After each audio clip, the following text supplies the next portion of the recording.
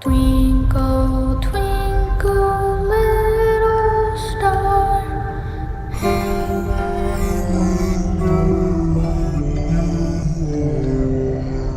He's alive!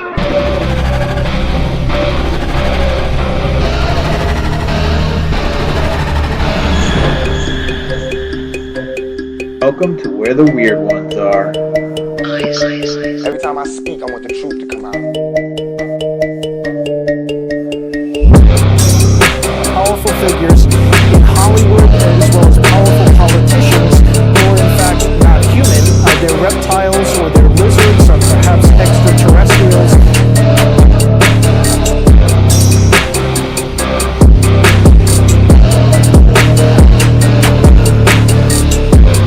I don't think it is a human. I think it's a Sasquatch.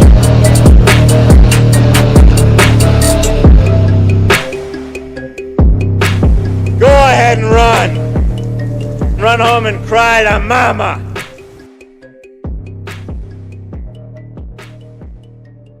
Let's get weird.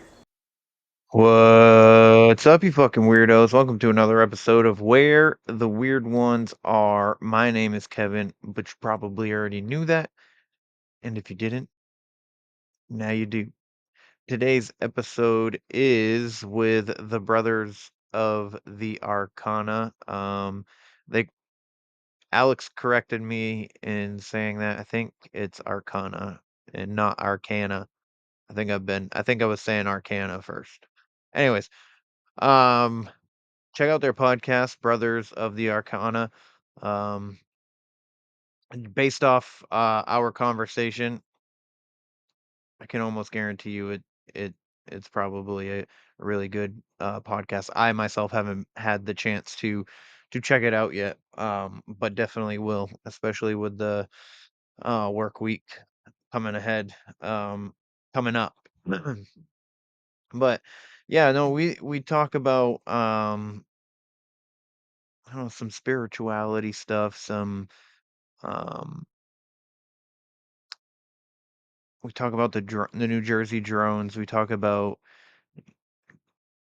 realms and parallel universes and things of that nature and obviously ghosts. Dave has a lot of ghost stories. Alex not so much. We talk about psychedelics too, which um I'm always down for those kinds of conversations. But both of them, phenomenal guys. They are shape shifting lizard people. They are Freemasons. I'm just kidding. But they are Freemasons, and they have, I guess, from basically from talking to them, I guess you can like sign up from things. I mean, that if they listen to this, they could probably correct me. But from the gist of our conversation, it seems like you can like sign up to learn stuff if you become a Freemason. Like you can like it's almost like joining the military and going to college, except not, obviously. Um, but it's basically a thing for the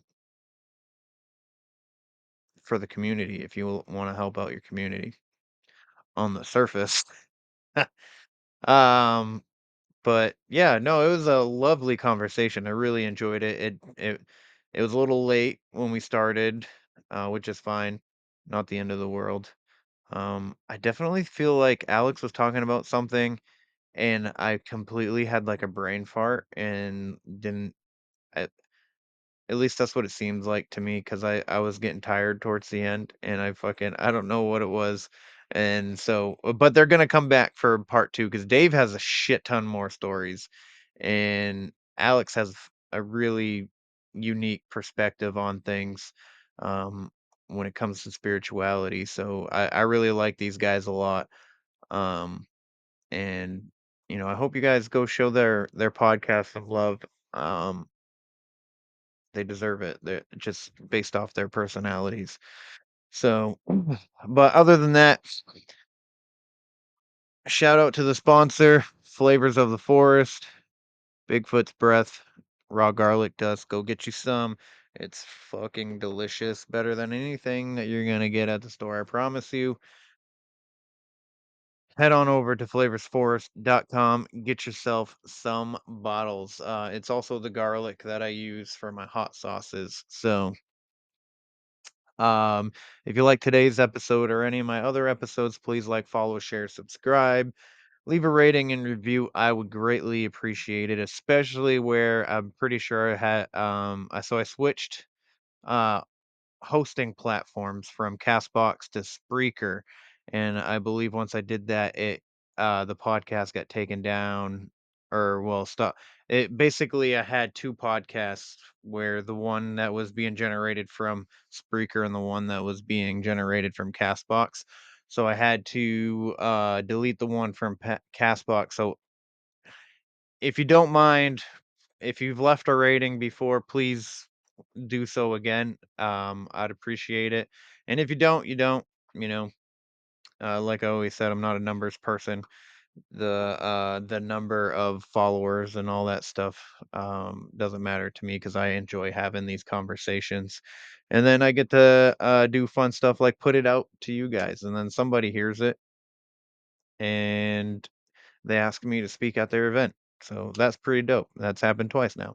So um but yeah, those are some free things you can do. Patreon, if you're interested in that, obviously don't have to, don't expect you to, but $5 a month, you get story time, and you get ad free and early access to the show. Also, I am no longer putting the intro and outro music. It's literally just or my intro. It's literally just the conversation between me and the guest. That's it on the Patreon. So you bypass everything.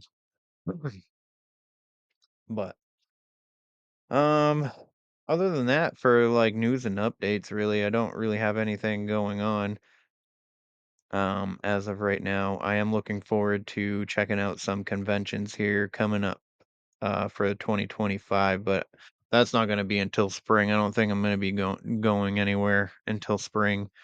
Probably May might be the first event that I go to.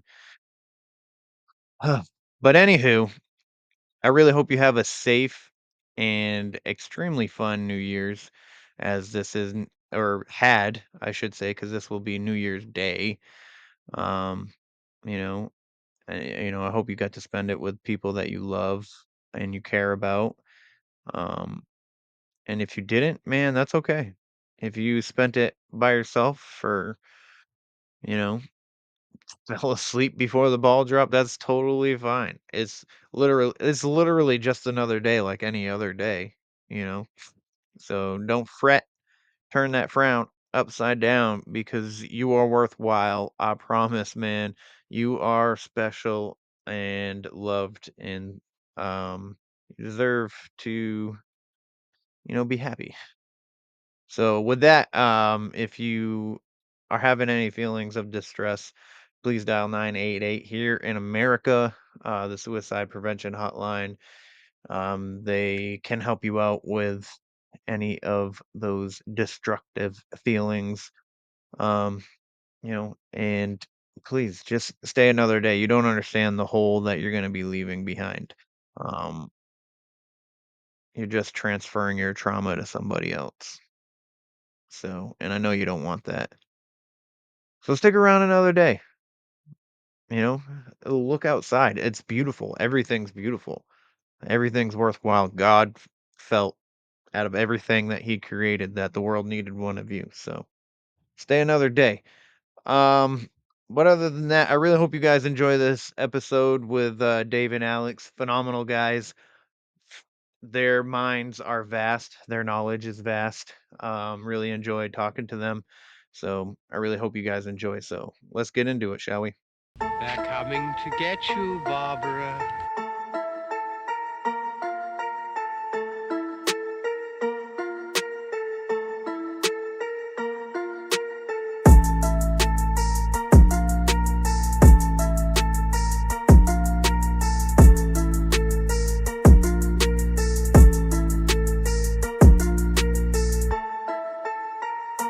Let's get weird. Let's get weird. Let's get weird. Let's get weird. Weird. Get weird.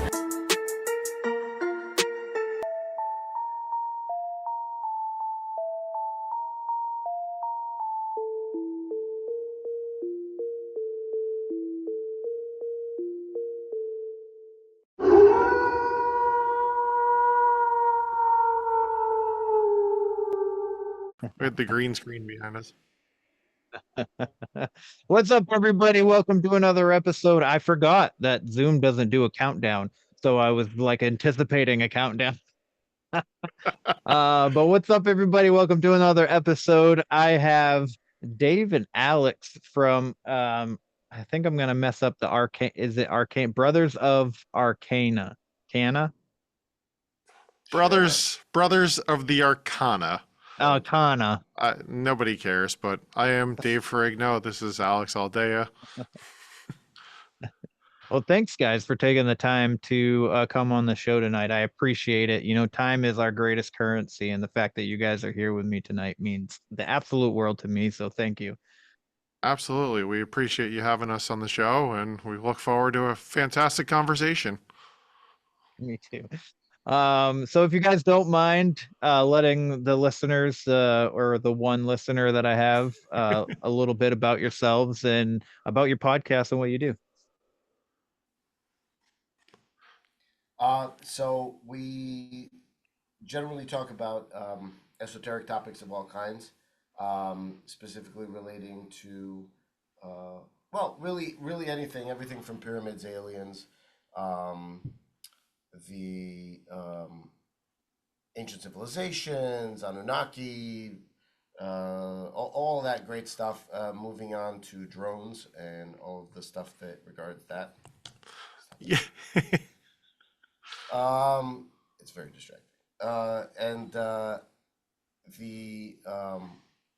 So all of the things that regard the weird stuff that bumps in the night, and then Dave's stuff is more on the paranormal side. I'll let him talk about that. Yeah, so Alex and I are both Freemasons. That's how we knew each other, and we kicked off our podcast a couple months back. And to Alex's point, we've talked about a number of topics. We've had a couple episodes like medicine journeys and ayahuasca, DMT, psilocybin. We've gotten into cryptids, cryptozoology, and Bigfoot and Big Feet out there with Brian Bowden, who has been on your show. Yep. We've had quite a few other individuals like Tim Hogan, who's the Grand Master of the Knights Templar. We got into Denver International Airport and the pyramids and some other awesome topics. Scott Walter talking about hooked X, and we've tried to vary our episodes, and we just like to talk about interesting topics, and whether it's UFOs, whether it's cryptids, whether it's the New Jersey drones going on right now that are spreading like wildfire, it seems like. We just like to enjoy, have a great conversation, try to spread as much truth and information as possible, and we're trying to help people on their spiritual journeys, and that's really what it's all about. We're all on spiritual journeys, and this vessel that we call Earth, we're all a part of, and we're all part of the greater universe in one. So we're just trying to help however we can. Nice. That's amazing. I really enjoy because when you're learning about this stuff, mental health comes in a lot, and that's one of my favorite topics. As somebody who has attempted on my own life twice as a child and contemplated a third time in my 30s.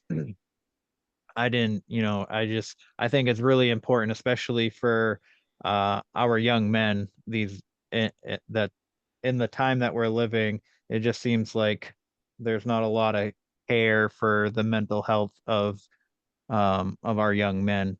So I think it's really important. And then dealing with paranormal and stuff like that, that makes you feel crazy, and nobody wants to feel crazy. So I love having people to come on and talk about their crazy stories, and for me to sit here and be like, you're not crazy, I believe you, just to give them that kind of peace of mind. Totally. There's nothing crazy about the paranormal. It exists. It's out there. It's ever present. Whether people want to have the ignorance is bliss kind of mentality, it's there.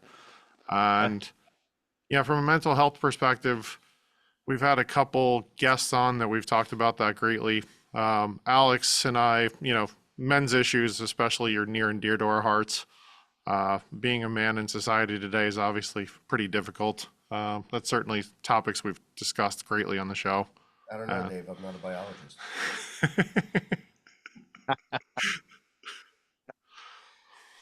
He just plays one in the movies. Yes. Oh Uh, man, that's amazing. so yeah, we're excited to chat about. So, fire away, man. Anything you want to chat about in particular? Anything that's on your mind, top shelf? So, my first question that I really want to ask is, are the skin suits really itchy? Like, do you guys get uncomfortable? Sometimes, it really depends. Like some days, especially when it's cold out, it gets really itchy. And in the summertime, my head starts warping a little bit, but all that sweat and glisten. Look at him from the side. He's got that sort of elongated alien head kind of thing. Yeah, Exactly. it's good. It's good stuff. Um, No, no, but I go. hate to disappoint people. We are not lizards or lizard people. The Masons usually are not. And I know the immediate answer is, well, you're just not high enough in the organization yet. And once Yeah. you are, then, which I guess, look, that's hard to refute, right? Because at that point, like when are you high enough to where you're going to know, So ultimately, guys will be, if you don't want to be persuaded, I guess there's not much persuading you. But the reality is that the fraternity is a fraternity. It's a place for guys to go to feel um, good about themselves, to encounter other friends. Sometimes as you get older in life, it's hard to make friends, So it's a place to make friends, place to go get something to eat, uh, exchange ideas, talk about with like-minded people, many of which are very esoteric. There's a bunch of different organizations underneath the Masonic umbrella that you can join. Mm. There's some organizations that are invite only, and that's not so much sort of huge exclusivity kind of thing, but it's really more because they gear towards very specific niche things, Hmm. like Allied Masonic Degrees. It's a research body organization, so it's for guys that are interested in writing papers on esoteric topics, right? So there's other invite only bodies that were brought over from England. Um, and then there's in the diaspora of masonry, there's a sort of a Venn diagram of stuff that Masons are part of, but is not Masonic, right? So you've got other organizations that span that line, like Rosicrucianism, Martinism, Golden Dawn, some of the other stuff that gets into magic, even OTO and some of the left hand path stuff. That's where I think stuff starts to go astray. I think that Masons have joined that, but it's not a Masonic organization, so anybody can join it that has that particular philosophy or mental Right. mental direction, right? So just because a Mason joins a satanic cult doesn't make it a Masonic thing. It just makes it a Mason that joined that, right? Just like if a Mason joins the Catholic Church, it doesn't make that a Masonic thing. So um, that's, I guess, the nutshell over 50,000 foot view of kind of what it is. Both Dave and I are very interested in esoteric things, as he Hmm. said. So, you know, I look at masonry as a sort of clearinghouse for men who are esoteric. You start out in the lobby and then you sort of shuffle off into whichever areas you're most interested in. Some guys just like the booze, the bourbon and cigars, hanging out and having a good time and chit chatting with your friends. You can do that and stay there. Some guys are more esoteric. They get more into the research bodies, other things, talking about more esoteric things. If you're really esoteric and a Mason, then you got to start a podcast. So clearly, that's what we did. Uh, Uh, so my girlfriend's brother is a Mason. And I was on this. Well, I didn't. I say weird shit that isn't factual sometimes. And oh, we all. I went to Facebook and was talking about how Trump was a Freemason, and he was very upset that I was saying it. Well, he wasn't upset, but he was like, "I know that he's not, and I have proof." And I was like, "All right." He's not. Because there's this He's whole not. there's this whole philosophy that Hmm. Masons are trying to take over the world. There's this weird thing about that, and that they're part of the Illuminati. Obviously, like we just kind of sort of discussed, is that people have this inclination to think that they're lizard people, or like a certain, once you get to a certain degree, or there's another 33 degrees after the 33 degrees, and stuff like that, and that Trump's going to end the world, and this and that. And I don't- you know I take in all this information. I don't Mhm. necessarily believe in all of it, but I enjoy talking about it and I enjoy listening to it. And I had said something on along the lines that Trump was a Satanist, and that's where the Mason topic came about. And he was like, "He's not a Mason. I have proof." And I was like, "All right, cool." And then I switched from that to like where you know I don't believe that anymore. Obviously, as we take in new information, we're always changing our minds. Mhm. So, I think information. I think the more we learn, the better off we all are. And there's certain points in time, like I don't know a whole lot about government bodies, so like Mhm. I can't sit here and judge completely on what any governmental presidential cabinet has done, because I don't know all the ins and outs. So like I don't know what they went through to try and do what they were trying to do. Um, Mhm. but obviously I don't think that the government has us as the people in the best interest. But that's where I am on that. And then I do think that they know about the drones. They know. They know Yeah. who's manning them, I think. So, Oh, they definitely do.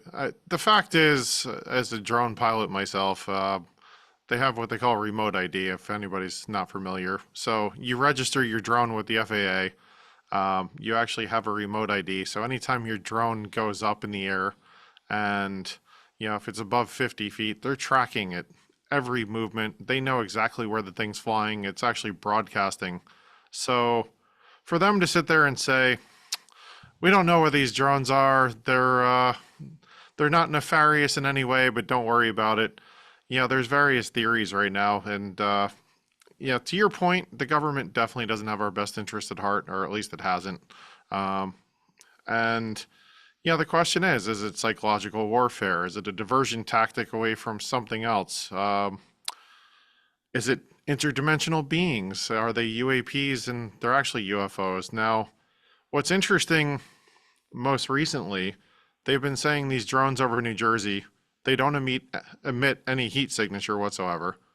They're saying they're not running on traditional batteries or traditional gasoline or any kind of Jet A or fuel. And supposedly they could outlast any of our military aircraft or anything else. So they said in one case, fighter jets followed it for 400 miles before they had to turn around. Now, holy cow. I don't know how true that is because I've seen these things night in and night out since the election. And I live pretty close to Morristown Airport. It's Morristown Municipal. It's about 13 miles northwest of Newark Airport. And President Trump used the airport pretty extensively during his presidency because he has his golf course at Bedminster.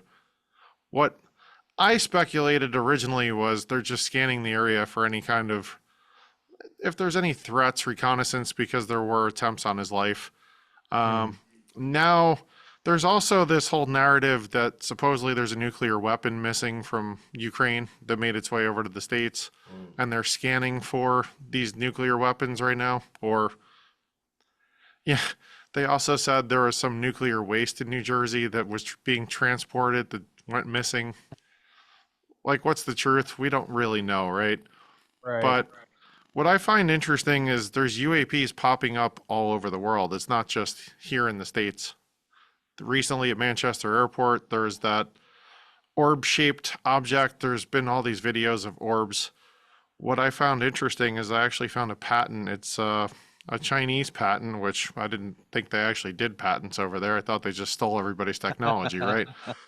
But, we could certainly share the link with you. But in essence, this patent is actually a orb-shaped object, but with this, in essence, it's using some kind of anti-gravity mechanism.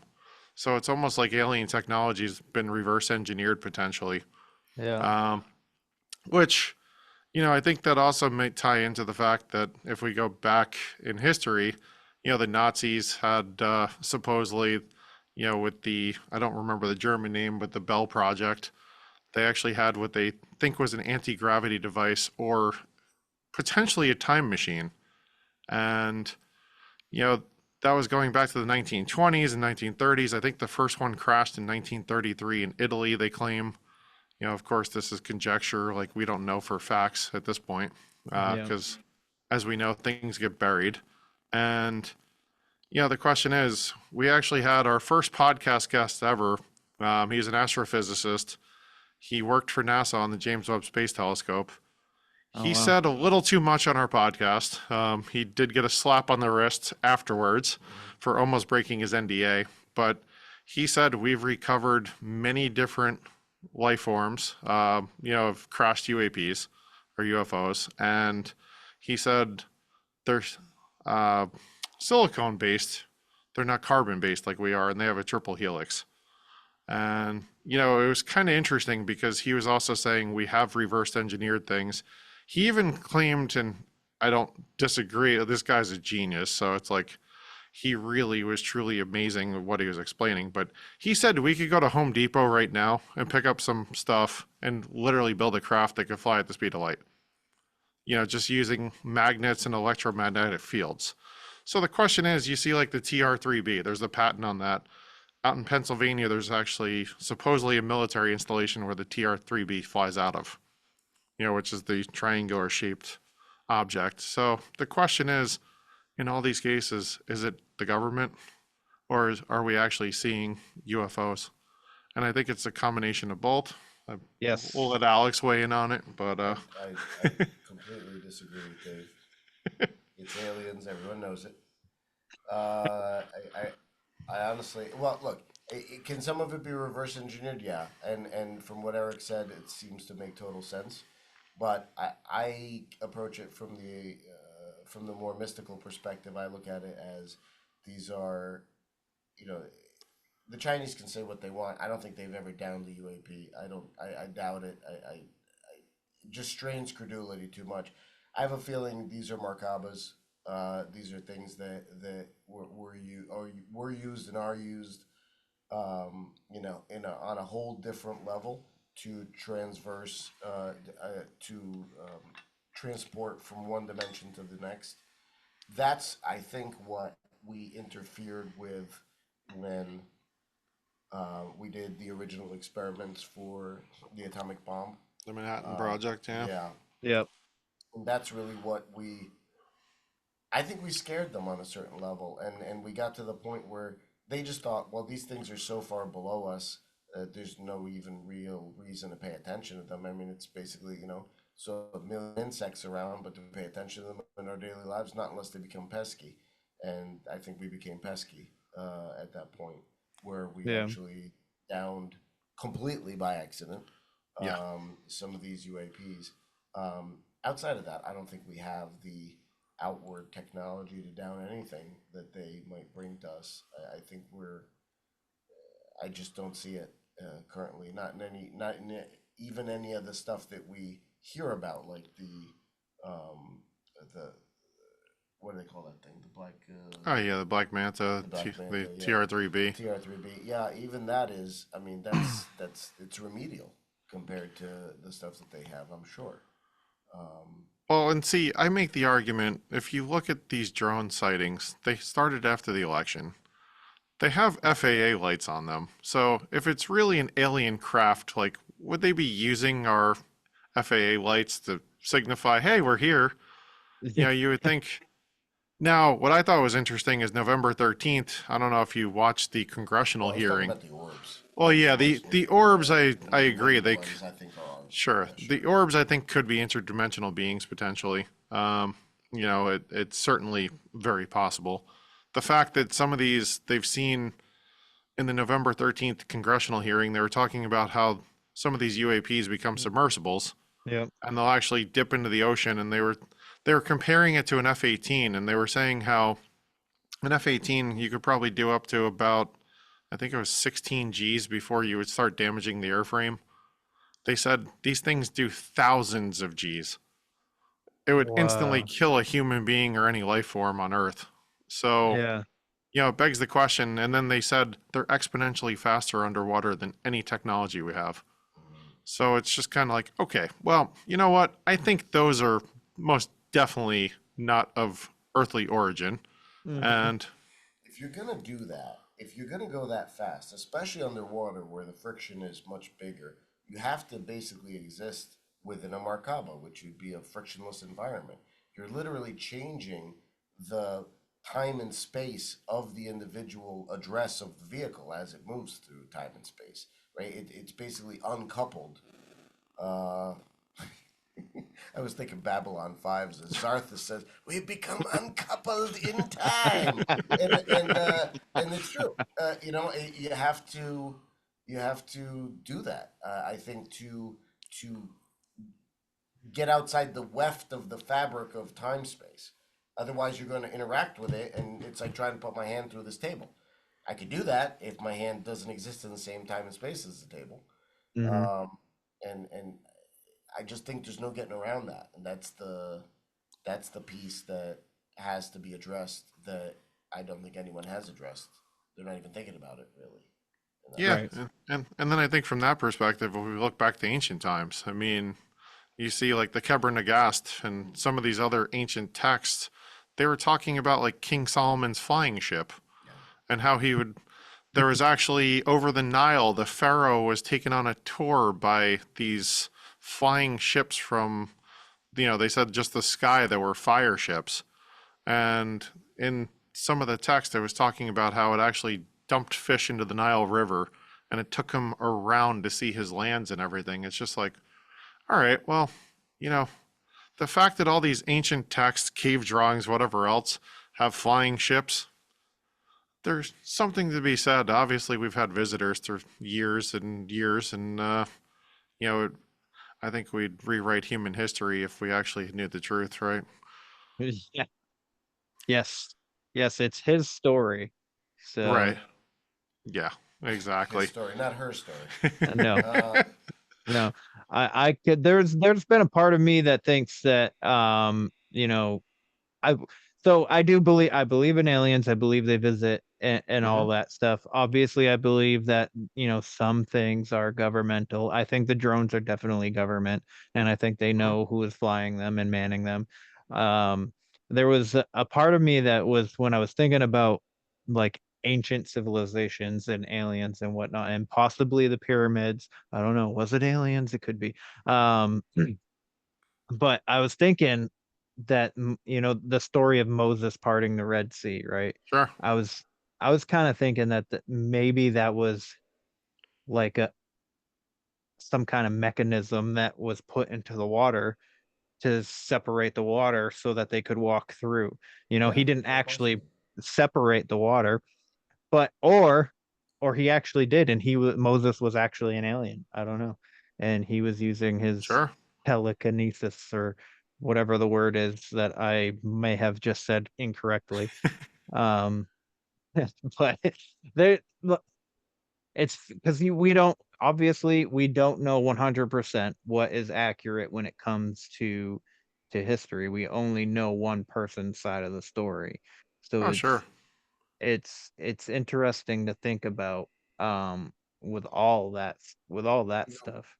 Um, Bashar, Darylenka, the guy yeah. who channels Bashar, has talked about the fact that he said within the next, well, this was already said about 10 years ago, right? So he said within the next 20, 30 years, you got to think within the next 10 or 20 years, we are going to have a clear alien introduction event that's beyond, it's going to be beyond doubt. It's not like a C5, they fly over and maybe they did, maybe they didn't, kind of thing. And the other thing he said, when Gobekli Tepe was uncovered and beyond, he said there's going to be a thing. He mentioned something about libraries on Titan, the moon of Jupiter and other, or the Saturn moon. From, I forget exactly which one's which. One's Io, the other one's Titan, Hmm. and how there's there and among other places, and Tim Hogan talks about this in terms of vaults Mhm. on um, on Earth, Templar vaults and others, where you're going to have a reconciliation of human history, where things are going to start to come together. The blank spots will be filled in, and you're going to have a total understanding of where we are now, where we've come from, why we're in the space we're in, and so on. So, Yeah, and I think from that perspective, you look at the pyramids, they'll say they were built with hammers and chisels, and slaves or whoever carried all these giant boulders, right? But what's interesting, some of our podcast guests, even Carl Petrie, especially most recently, was talking about, he felt they were actually using levitation methods through frequency. Yes. And Yes, when you I look at believe the that. pyramids, I mean, realistically, the Great Pyramid, and even Eric talked about this on the podcast, there's no hieroglyphs inside. And it looks like there was a giant explosion that happened within the King's Chamber. And they think what he surmises is that the Egyptians kind of stumbled upon the pyramids, and they were just like, hey, what do these things do? And they tried to recreate the power plants that they were. And essentially, from there, they just created a huge explosion because they didn't know what they were doing. Yeah, it's like you and I in the podcast. Right, exactly. Basically. Yeah. Yes, absolutely. Trying to get a microphone and headphones to work. We couldn't get a microphone. What do you think the Egyptians did to a power plant made by aliens? I mean, come on. Well, I mean, back then, in their time, the Egyptian time, when they were a huge civilization, gravity hadn't been invented yet, so everything was Sure. 10 times lighter. I love people who think that way. That is just that's just a whole firmament argument. Yeah. There you go. Like, we painted it really good up there. Absolutely. It actually gets into one of the things that we wanted to sort of discuss. One of the things Eric brought up was the moon landing. Yeah. And the idea that, we said, well, do you think was the moon landing real? And he said, you guys are kind of asking the wrong question. I said, well, what's the right question? He goes, why haven't we been back? And what did we find when we went there? Right? So, there's other people that say that there's bases on the dark side of the moon. There's other things going on. People are convinced of that fact. And that there's I don't know what. Well, it's interesting. Maybe there's a C-stand holding the moon up in the sky. Yeah, and like even Carl Petrie got into, because he's a remote viewer as well. Bowden is a remote viewer. Yeah. He said he was asked by the CIA to remote view the moon. He said what he saw there, civilization would be scared shitless.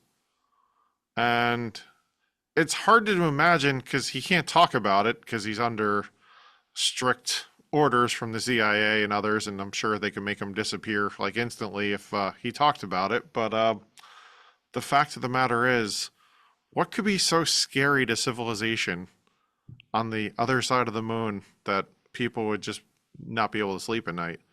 And Eric even told us like he could barely sleep at night for the stuff he knows, and he can't talk about it. Yeah, there's some stuff that, I mean, and you start to read, and this is just my Reddit research as much as anything else, but start to read, we could be these things food source. They could be running us as a client race, a slave race. It's really funny because I had a mushroom journey a while back. I do, psychedelics and stuff from time to time. Me too. For my own, journey, so to speak. And one of which I had one where these sort of mantid insectoids type of aliens. One of them's like, "Hey, buddy, hey, wake up!" And what's weird is like he just talked like he was a regular dude. Like he didn't talk with an accent or anything. He just talked with like a regular, Jersey or Ohio accent or whatever the case may be. So he said, "Hey, get up." He said, "I got something to say to you." And he goes, "All right." And he goes, "You know that you're a client race, right? You guys are a slave race. The minute you wake up out of this dream that you're having, you're gonna be chained to an oar on like one of our ships. Like that's what you got to look forward to. And I just want to let you know that is you're gonna be you and your whole race are slaves forever, and all this other stuff." And I was pretty scared, genuinely. You hear something like that, and it kind of Mm-hmm. freaks you out. So I was talking to my minder, right? So after the experience, who was also my therapist at the time, and he was saying, "Did you ever read The Way of the Shaman?" And I said, "No, I haven't. I hadn't at that point. I have since." And he goes, "The guy who wrote that had a very similar experience. He was down in Central America, unlike I'm sorry, he was down in South America. Castaneda was in like Mexico and more Central America, and they were around the same time doing the same kind of thing. Anthropologists both, and getting into the more local sort of going native, quote unquote. But he had a similar thing, and then in that village, there's a tradition that when you're over there on the other side, that's real life, and this is the dream.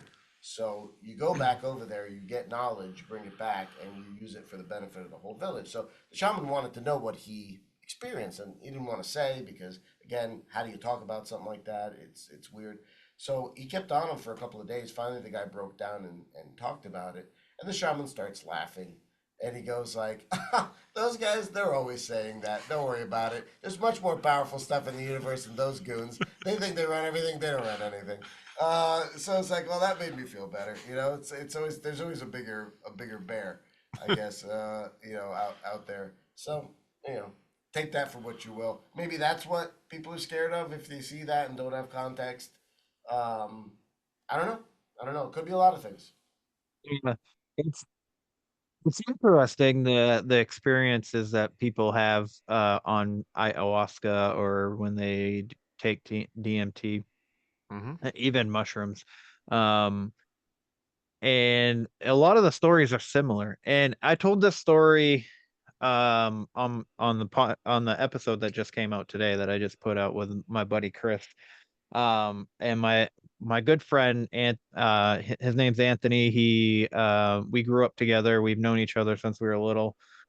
And what really turned me on to this esoteric, this conspiracy, all this stuff was it was really him.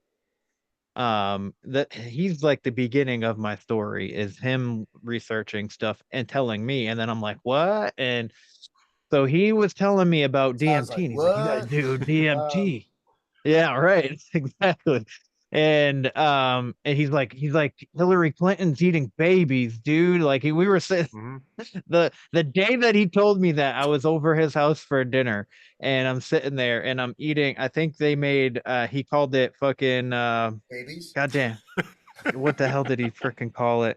It was fucking fuck me chicken or something like that. And Fucking it was fuck me chicken. That sounds yeah. awesome. That sounds delicious. It had dude, the sauce, it was amazing. I couldn't recreate it even if I wanted to. But I'm literally sitting there with a piece of chicken on my fork, and he's like, dude, Hillary Clinton's eating babies. And he stared at me right into my eyeballs, and I was like, what the fuck?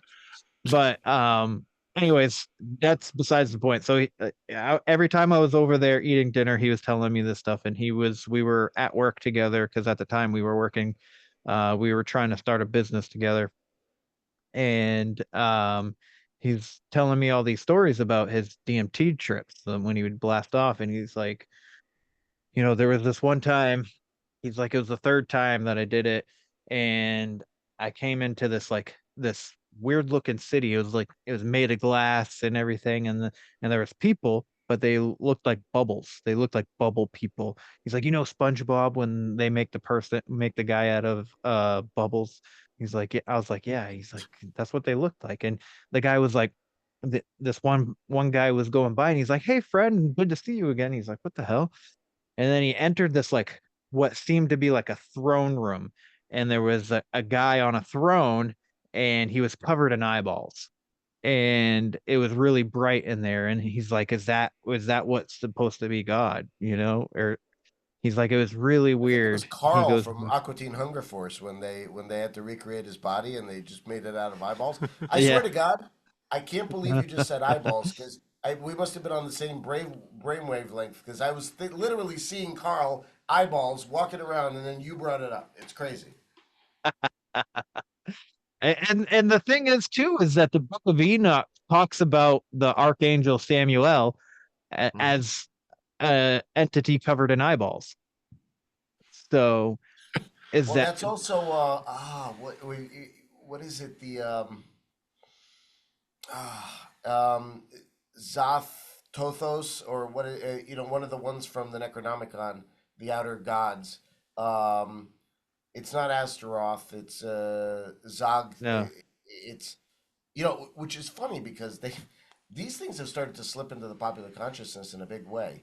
I mean, you're talking Yes. about Cthulhu. You're talking about all the Nyalotha, all the things that now they're putting them in Warcraft, World of Warcraft and other things. It's pretty crazy how the popular consciousness is inundated with this stuff. And if there's one thing I've learned from ayahuasca and all of that stuff, whatever we are capable of imagining exists somewhere. And that's why there's infinite dimensions, and Hmm. all of your wonderful nightmares are out there somewhere, dude. There's no question in my mind. I mean, it's sort of like the cabin in the woods thing, right? So if you've seen Cabin in Yeah. the Woods, it's sort of like they've all got their little cubby hole somewhere. Maybe they're not under the cabin, but they're out there.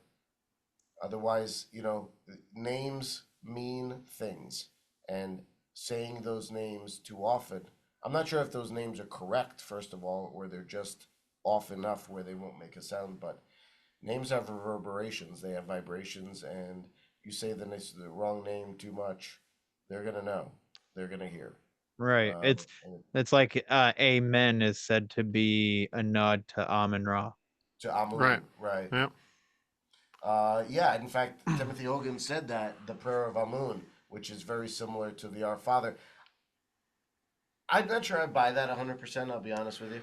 That prayer of Amun is exactly the Our Father. I think Yeah. maybe pieces of it were I think attributed. pieces of it were, but It's not the exact prayer. I doubt it. Anyway. Right. I mean, Right. that same crossover where Amun is Jesus and just, all of that kind of, I'm not sure I buy that. But, well, Yeah, and but even to that point, like I know people. We had one of our podcast guests was talking about how somebody was talking in Aramaic, and they were pronouncing something wrong, and they ended up having 3 years of basically something they didn't even enjoy, but they had invited the entity into their life, and it took them basically 3 years to shed the thing.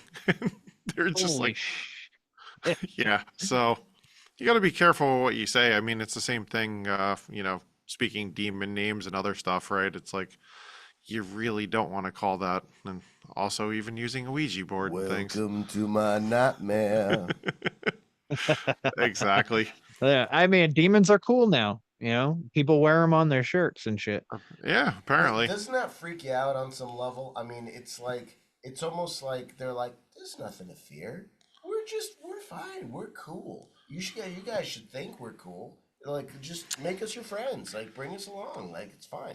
Like, Yeah. there's something up with that, and it's not. Yeah. Yeah. Yeah, there was an argument not too long ago, maybe like 2 years ago, that I was reading on one of the social media platforms, people going back and forth on. But they were like it started with, it was a picture of a couple like known rappers, like the Mhm. mumble rap scene, not like back when rap was good. Right. Exactly. And they're like in Like this now the circle, and shit. yeah, so that they were in this circle, and I couldn't tell you their names for the life of me, but they're standing in the circle. They got that little star that they're standing on, and they're all holding Sure. books, and they're looking at the camera with a smile. And Mhm. underneath the picture and caption is like, a lot of our celebrities and stuff have turned to Satanism, because Satanism is all about love and inclusion. Sure. And you're Christian, you Christian people, blah blah blah, all you do is hate and this and that. And I was like, well, what, isn't that a nice thing to get the mass majority of people, is to be like, don't worry, it's all love and inclusion over here, Yeah. And eating because babies, I right? need your soul, I need that energy so that I can remain existing. So I've always the interesting thing is when I've looked into demonology and done research, they do say that there actually are good demons and there are some, that are not all bad, obviously. One thing that we were truly fascinating, we had a guest on our podcast, Paulo Santos, his name was.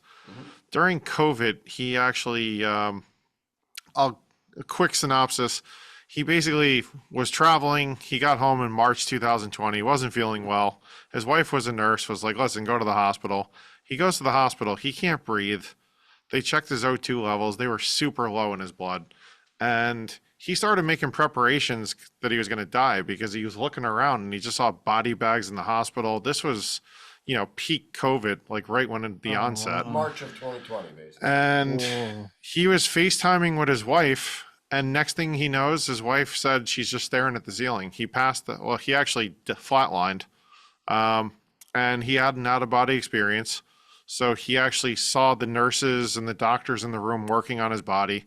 And then he followed the doctors home, saw them drink, eat, hang out with their families. And next thing he knows, the entire room goes dark.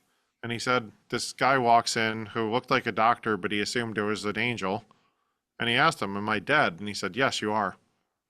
And at that point, he then said, all right, well, what comes next? And he said, well, we're going to give you a gift. The gift they gave him was that he was able to see his life. He lived for millennia. Essentially, he saw his kids grow up, his grandchildren grow up. He lived all these alternative realities. Like in one, he was cheating on his wife. He's like, I don't even know who the hell this person is, but he saw his life with him being present in the kids' lives and also without being present and the differences and whatever else. But the interesting thing is after all that, he said, all right, well, what happens next? And they're like, well, you go to hell. He's like, everybody goes to hell. He's like, I didn't think I was a bad person. But he says, so nothing changed other than there was a bronze plaque on the wall that just said, keep the temperatures between 68 and 72 degrees. And it was like that for about 3 to 4 weeks. And he said it was freaking him out because all of a sudden he starts thinking like, well, what's coming next? And he said the demons showed up, but he said the demons were not what you think demons are. They were this one beautiful, like Middle Eastern looking woman and like a big burly dude. Yeah, apparently I might have fit the bill for that one, but I don't think I'm a demon. So I take care of them actually, but that's another topic. But it was interesting because he said, he was just there, and then this plaque starts taunting him, and he just said it was like just obviously absolute hell. But he spent about 90 years roughly in hell, and then he finally got out of hell. And then he said there were 3 layers of heaven, or 3 levels of heaven. So he went to heaven. He kind of explained that whole thing. And then he ended up waking up. So he went into a coma, I think it was March 17th, 2020. He came out on his birthday, which was like April 6th or sometime around then. And he had moved to a new hospital and everything. So he thought he was still dead. It's actually it's funny, but in the same token, it's not. Right. So if you ever listen to it, it's actually kind of hysterical because he was like trying to murder the doctor or the nurse with the little, the hospital bed clicker. He's like, the thing probably has like a half a volt in it. He's like trying to electrocute the dude. He's like, this isn't working. Shit. So. But he was very resourceful, I have to say. I mean, yeah. He kept getting out of his cuffs. He kept trying to slash his wrists because he thought that he was in some purgatory and he had to get back out because he thought like they were trying to drag him back to hell, and it was like. It was different. It was very interesting. You got to listen to the podcast. He goes into much. Yeah, well. I will say the one thing that stayed with me with that brass plaque was, and again, it was like the hospital room. Nothing changed except that brass plaque that usually said between 68 and 72 degrees. And then all of a sudden it changes. And it just says, weren't all those Sundays you spent in church a waste? That's the only thing that changed about the room. And that stayed that way for a while, just fucking with him. Because you feel time in hell. Right. And, one of the demons would come in and say, we're going to rape your wife in 2 weeks. Whoa. So it wasn't even the rape that was the thing. It was the waiting every second, every moment, knowing you've got nothing else to do but wait for that event to happen 2 weeks from now. So, I mean, it's like that's what hell. That's where they know just how to push your buttons and what to do to basically torture yourself. Really, at the end of the day. And one thing that stood out to me about that episode, especially, he actually said something that I don't know why it was like so profound to me, but he asked, who would you pick if you had 5 people you could pick to be in heaven with you? Who would they be? And would those 5 people pick you back? And it's like, as much as that is just, a simple question, I found that so profound, and I'm sitting there and I'm like, well, who would I pick, and would they pick me? It's like, probably not, actually. In some cases, maybe they would. I don't know. It's like, definitely not, but I would hope that the people that I would want to pick would pick me. I feel like 3 of them I know for a fact would pick me. well, that's awesome. But like in my case, I'm sitting there and I'm like, can I pick my dog? I guess. Oh, I think maybe. It's like, she'd I pick think you me. could. I think you could. Your dog definitely would pick you. Yeah. I think it would certainly, that would be a great selection. I was like, no matter what I do, it still loves me. So, all good. Absolutely. You can call them a whole bunch of names and they'll be like, okay, are you going to take me outside now? Yeah, it's I'll like, lick can your you give me a face." treat? I'll do anything you want. I don't care.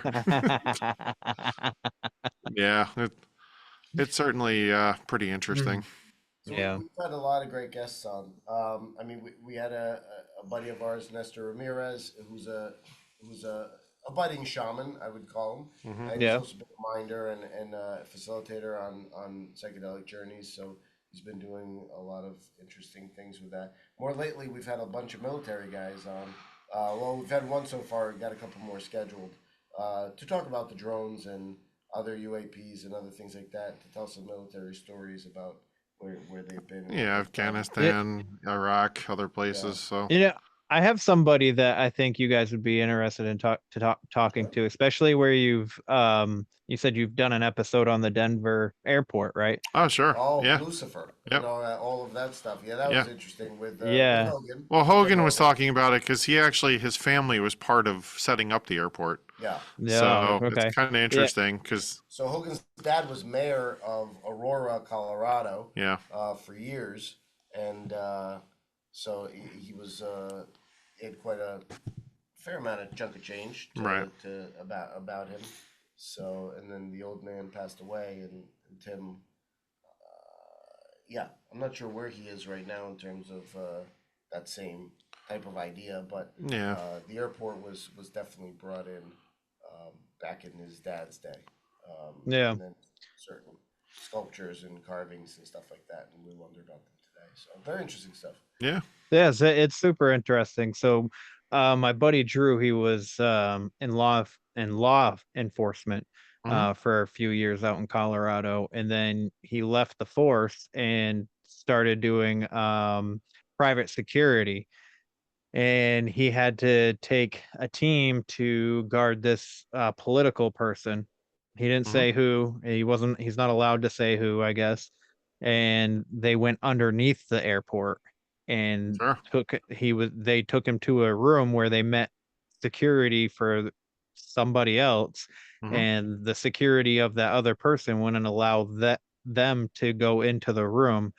So they Sure. opened the door for that guy to go in, and they could see the train and like a subway and everything underneath the airport. So Sure. it's pretty interesting stuff. Oh yeah. Absolutely.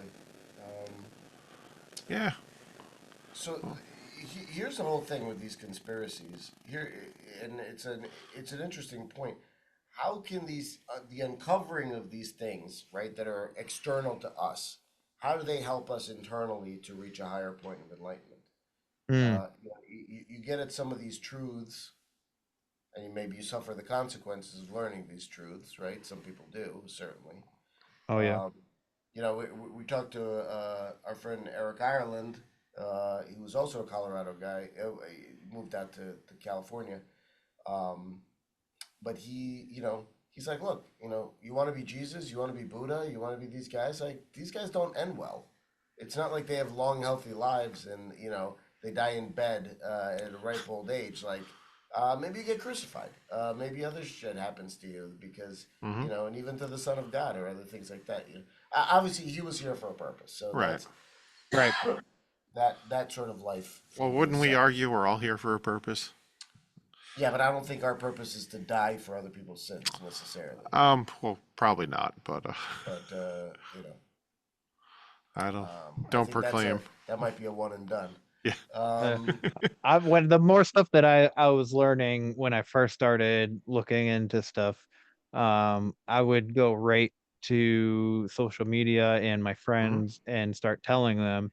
And a lot of people so I dated this girl for like 2 months, Mhm. and it was during a time where it was before the podcast, and I was taking in all this information. I was like, we gotta start stocking the basement full of food and water. We gotta have this. And I remember telling her that there was one story that of something that I learned, and she told me that I was scaring her, and I was like, oh Yeah. shit.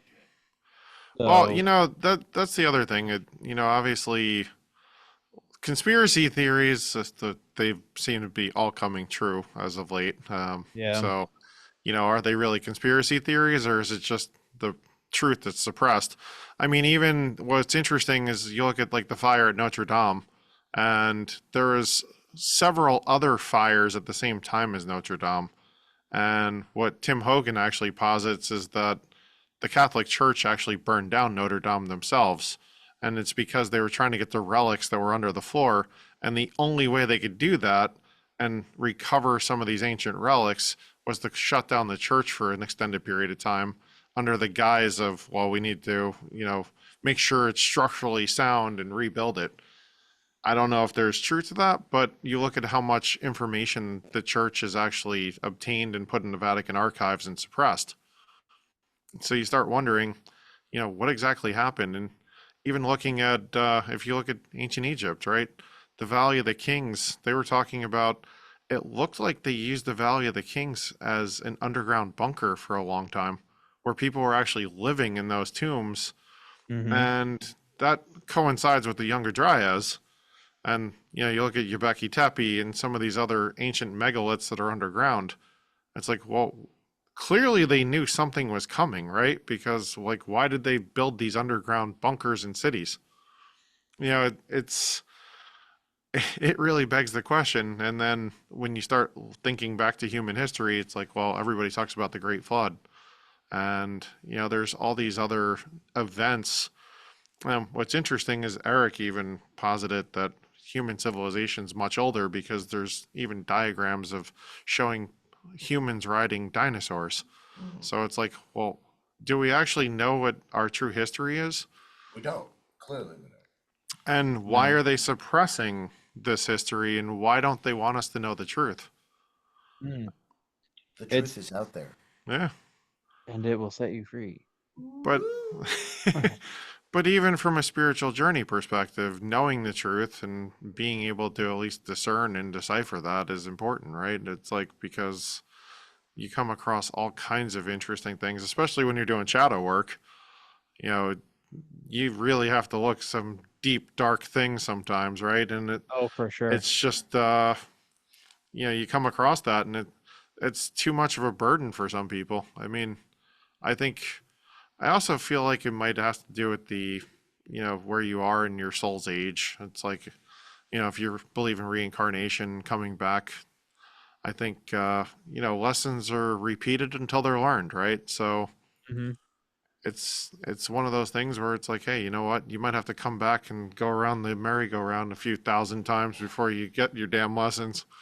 It's like, some people are really stubborn, and but I think go Yeah, I ahead. think. Sorry, go ahead. I was gonna say, I think that also ties into, from a spiritual perspective, like you were alluding to, talking about some of these demons, some of the negative entities, shadow people, whatever else. I mean, we could certainly get into that discussion, but I feel like I wish we would, Dave. those are detractors, that are trying to negatively influence people and derail you from your spiritual journey and enlightenment. Yes, yes.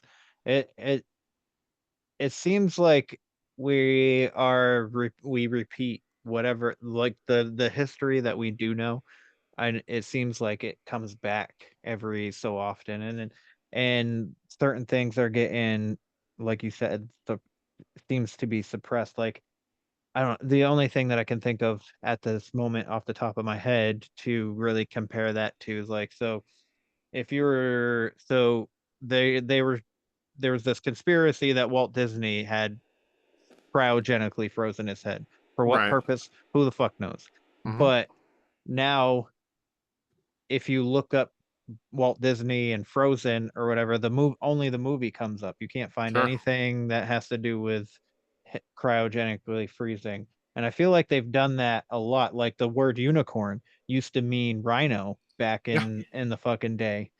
Right. At one point, like that, right, literally in the Webster dictionary from like the early 1900s, the Mm-hmm. definition was rhino. And so now it's completely changed to mythological creature, and there's Yeah. nothing about a rhino. So when people read the unicorn in the Bible, they're like, "Oh, you think fucking your Bible is so true and it has unicorns in it? What the hell are you talking about?"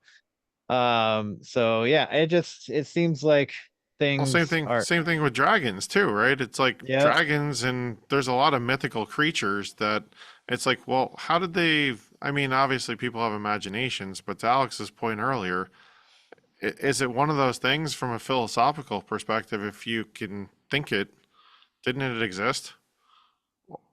You know, that entity's out there somewhere, right? yeah, I believe I it. have to imagine if you have infinite universe. So we were talking about this the other day. The whole idea of what does decide mean? The word decide. What does it mean? It means to make a decision. Yes, it I don't does. I don't know the actual definition of it, but So I know what it so means. the actual definition is the death of choice. Mm, So once you decide something, so side, right? Like Mm-hmm. deicide, xenocide, right? yeah. It's like the death of the xenos, the death of God, the death of whatever, the death of choice. Um, so what happens when you have the death of choice? Well, you pick one side and you go with it, whatever that side is, right? Mm-hmm. But the other side is the untaken route, right? The path less traveled, or the path not traveled, I Mm-hmm. guess you say. So what happens to that path? Well, it continues. It just now you've created another dimension in which that path continues, but you don't take it, but it still continues, and you continue down the main line that you've chosen, right? That's why you could say in dreams we go to other places, maybe we live those paths that we didn't take, or other things like that. So yeah, it's ideally, I'm guessing that seems to make sense to me. That's a theory that seems to hold water, right? So I'm not sure how it Yeah. lands with you, but be curious to hear. Yeah. I believe in like parallel universes, different realms and things. And I think that like crossing paths, we enter different sects of things. Um, if that makes any sense of what I was trying to say. Yeah. Um, like, so,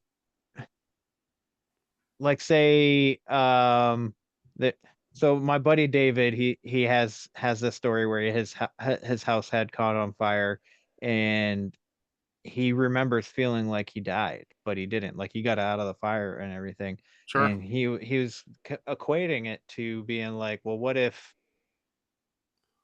that was a different timeline and I did die, but then I woke up on a different timeline to live out the rest of that time. So I don't know. Yeah, It it's like an alternate reality, right? Yeah, and I that's what I think shadow people are. I think shadow people are interdimensional beings, or possibly past or future people. Could be ghosts or whatever. Have you guys ever encountered a shadow person? No. Many times, yeah. I, Well, let me not say that, because apparently, according to what seems to happen when that happens, mm-hmm. when you have like Hmm. a freeze event and you see utter darkness right around you, that kind of a thing. Yeah. That's happened to me. at times, and you snap out of a dream, usually a nightmare, and you're awake and you're being chased or something like that's going on. So Yeah, so from a shadow person perspective, I've had quite a few experiences. What's interesting, I with my ex-wife, she used to sometimes she used to like watching TV at night. She'd fall asleep on the couch all the time. So it's like a lot of times I'd be like, "Why don't you come to bed?" And she'd be like, "Yeah, I'll be up in like a half hour or whatever," because she's watching a show and she'd fall asleep. And she told me this one place we were living in, there was a man, it was a shadow figure that would always be standing over her. So anytime she would wake up, it might be 1, 2 o'clock in the morning, she'd see this shadow figure just standing there. And she would then come to bed, and a few times I would actually wake up and I'd see him standing at the edge of our bed. And he'd be just standing there. And it was like this shadow with a top hat on. And it was really to me, I mean, listen, I belong to 2 paranormal societies. I've had paranormal experiences since childhood. So to me, it's like this stuff doesn't even faze me, honestly. It's just like, I was like, all right, fuck off. It's like, So after a while, it's like this thing kept coming and it was kind of freaking her out. So finally, I was just like, okay, we're getting rid of this thing. I was just like, whoever you are, you're not welcome here. You need to leave. It's like, get the fuck out of here. It's like I bind you to the feet of Jesus. Sayonara. And, after that, it stopped coming around. But, yeah, there's definitely been some other instances where I've been in places and I've actually seen the shadow figures, and they've done some not so nice things like turn out lights or fried electronics and other things like that. And I'm assuming they were using that energy to manifest in that moment, but I can't obviously prove that at this point scientifically, but Yeah. That's interesting. I've definitely had some pretty interesting experiences from that.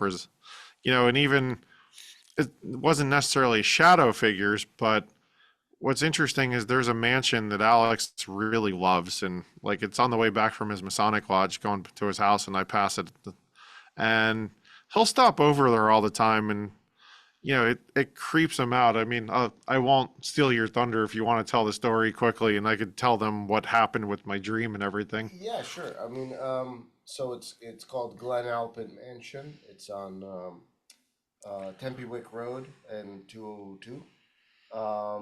New Jersey. In Harding, New Jersey. It's I believe I can't speak 100% of this, but my understanding is it was built for and lived in by an Austrian princess. So it's built as a sort of a Austrian mountain cottage chalet, but not cottage. I mean, it's like a 16-room mansion, but I mean, it's like a small mountain castle kind of thing. And it's beautiful. It's beautifully situated. It's got a nice piece of property on it. It's got like a, I don't know, 10-car garage or 8-car garage, something like that. And it's one of those old schools, it's sort of like the mansion from Clue, because it's got an arboretum with like a conservatory, like where the plants are, it's nothing but glass, and it's like that kind of a thing, right? So it's on that scale, and beautiful, terracotta roof on it with crenellations and all kinds of things. So I feel a weird feeling every time I drive by it. And one time I turned into the driveway at night, and I made it maybe an eighth of the way down the driveway, and I just felt this feeling of just hit this psychic wall of dude, get the fuck out of here. You're not welcome. Shit. Get out of here now, right now. And every hair on my body stood up. It's standing up on my body right now, and you just feel it. And then I just K-turned and turned the car around and got the hell out of there quick. So naturally, I talked to Dave about it, and Dave's like, whatever. I'll just kick him in the dick. Punch him in the dick, well, actually. Whatever. The proverbial dick, so, know. Yes. But And he goes, whatever, we'll have to go with these. So naturally, I hornswoggle him. I'm like, I'll take you home, buddy. And I was like, we're going to this mansion. So I drive him over there, and he sees some. Yeah. So interestingly enough, the night before, I actually had a dream where I was in. It was kind of interesting because I was like looking through headlights of the car, and I could see this tall grass like, in a field, and it was kind of all around like a 360 degree. Um, and I saw all these demonic figures just standing there. There's like just all in a row, and they're all just staring like, over this field.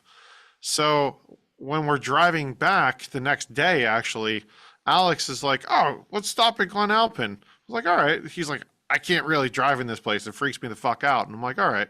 So we drive into the driveway, and I actually see that exact image. Like I see the grass because it's currently, I think they're trying to convert it to a restaurant, but at this point it was abandoned.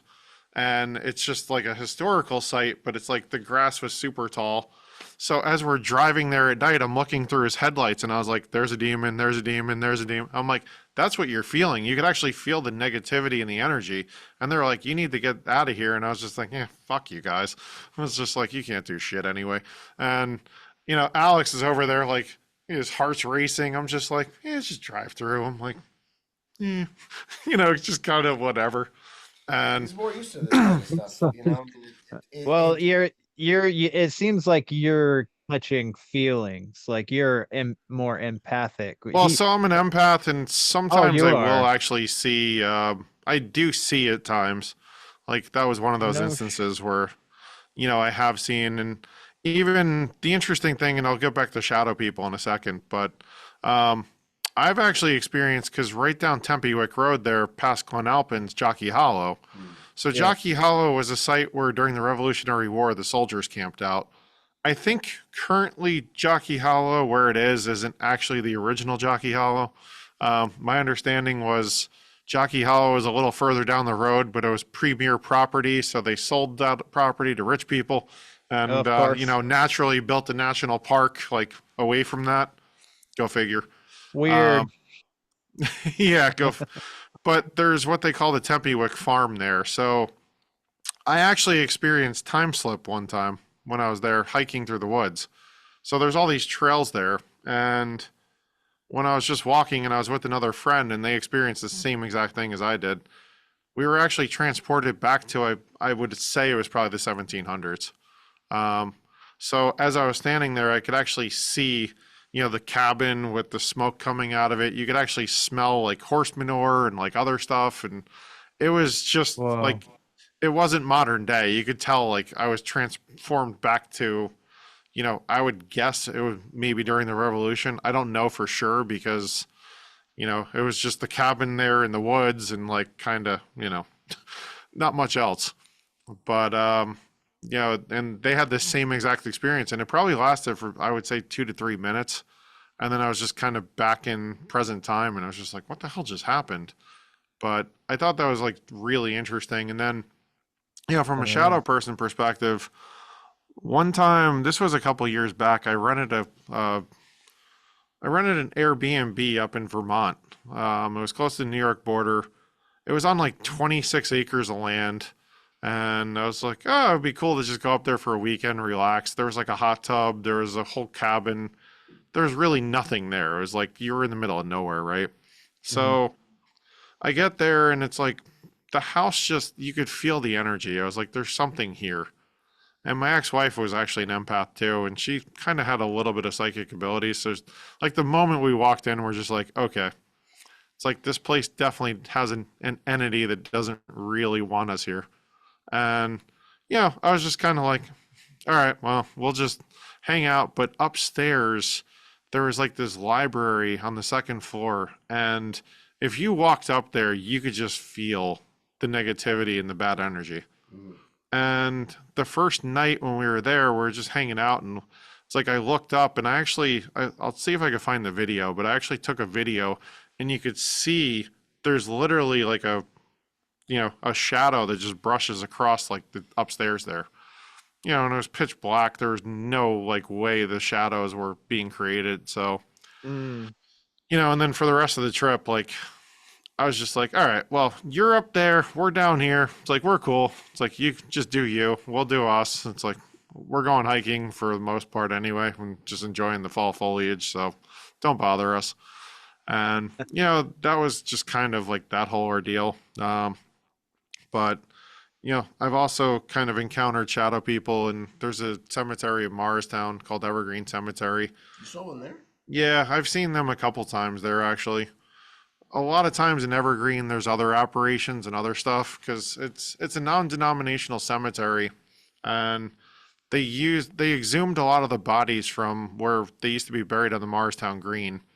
So in Morristown, which is, you know, one of the probably gateways of the revolution when you look back on history, which Yeah. the funniest thing is everybody living around there doesn't even like seem to even notice it. But you know, even one of the bars, there's what they call Iron Bar. That was it was actually the receiving vault for the cemetery years ago in the basement. Oh, wow. So, you know, at this point, it's converted to a bar. And the funny thing is, they drew a devil on the wall in the downstairs of that bar. Now, the backstory to that is that the owner, Jimmy, he owned a place called Jimmy's Haunt in Morristown. And when I asked him about it the one time, he's like, "Oh, well, that's what I used to see at Jimmy's. That's why I drew it to pay homage to the old place." Because Jimmy's, it was actually the Sayer mansion. So you had Samuel Sayer, Sarah, and Phoebe was their servant. So this is a pretty famous story in Morristown lore, and I actually have a paranormal connection to this, which is kind of funny and oddly enough, you know, weird in the same token. But there was a gentleman, Antoine LeBlanc. He came here from France. So he was actually, I think he was more like a nobleman or something in France. And when he came here, he really didn't have much. So he was working for the Sayer family. Mhm. And he ended up murdering them and murdered the servant, Phoebe, because he just felt jealous that they were treating Phoebe better than him, even though she was, I think, an African-American servant at the time. And the story goes, Antoine stole their fortune. He rides off in the night, and of course he's dropping like silverware and like whatever else. So the sheriff literally just followed the silverware and the other crap he dropped. He was down in, I think, Mendham at the time. So they captured him, swiftly brought him to justice. They end up putting him on trial. They decide they're going to publicly execute him. He was actually the last public execution in Morristown, which I think, if I remember correctly, it was what, 1833 roughly? I want to say it was like September 6th, 1833. There was 10,000 people there. Didn't they And fuck it up too, or something like that? well, I don't know how much they did from that perspective, but what's interesting is after they killed him, they gave his body to Dr. Canfield. So Dr. Canfield started running experiments on his body. So they were trying to resuscitate him by like using electric shock and all this other stuff. After that, they ended up skinning him, and they made him into lampshades, wallets, like all kinds of mementos to give out, and the sheriff signed them. So if you actually go to the What the- Morristown courthouse, there's still inside, like behind glass, there's a wallet of Antoine LeBlanc. And even at I think the Morris Museum, they have like the death mask, and if I remember correctly, a wallet and maybe a lampshade still exists. But what's interesting is Dr. Canfield's office is right on the Morristown Green. It's still an existing building there. And one of our friends, who I also am part of the Paranormal Society with, she's a medium. So Dr. Canfield's office, she actually had as her office for a while to do readings and everything. And Antoine LeBlanc used to come and just fuck with everybody every time we were there.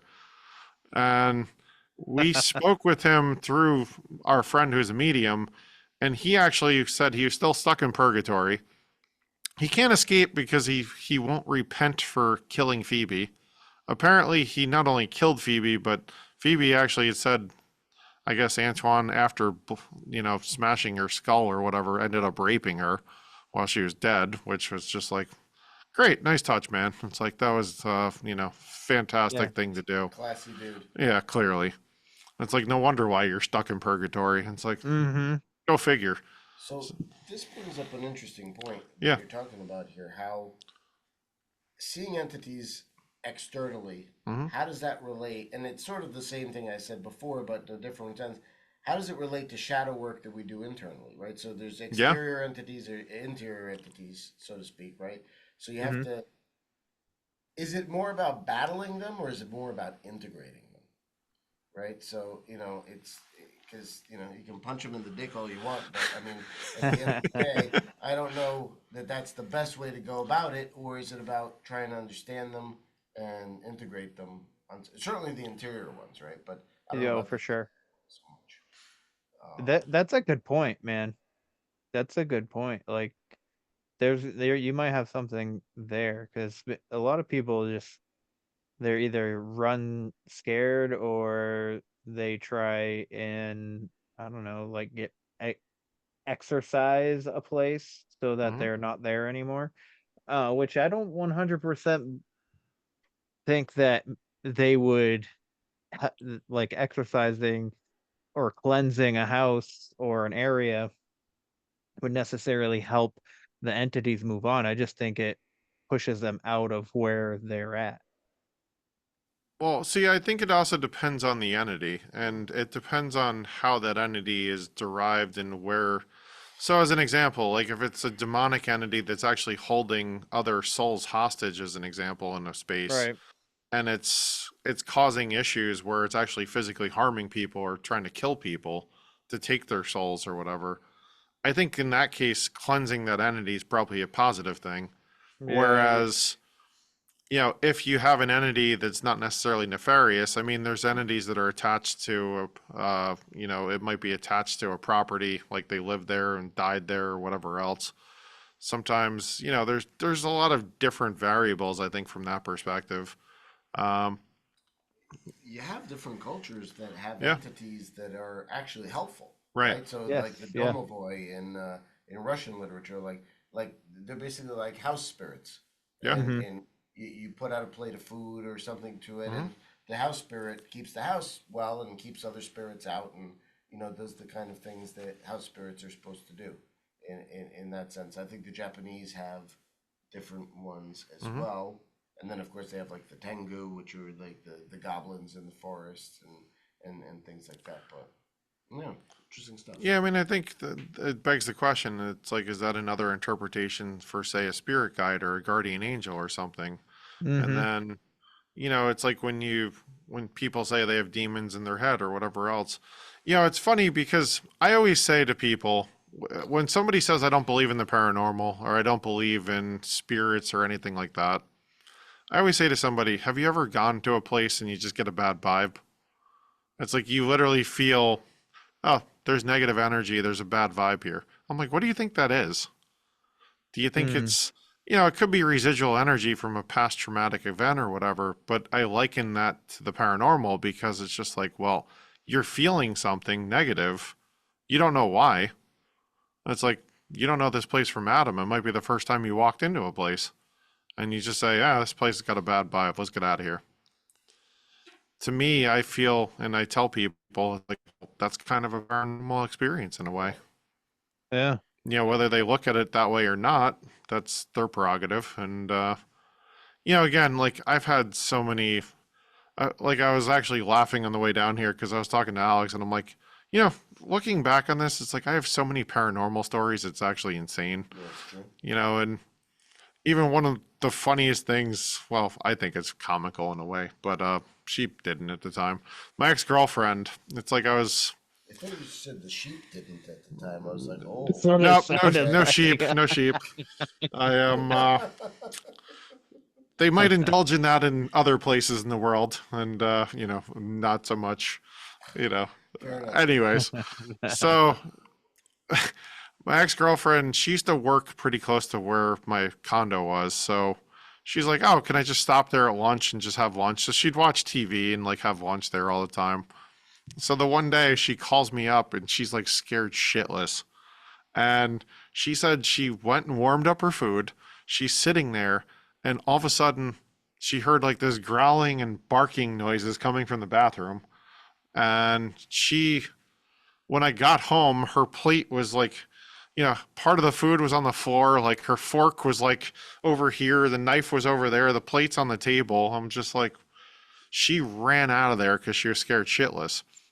And the funny thing is, she used to tell me every time she used to take a shower at my place, she's like, there's this creepy, like shadowy figure that's always watching me in the bathroom.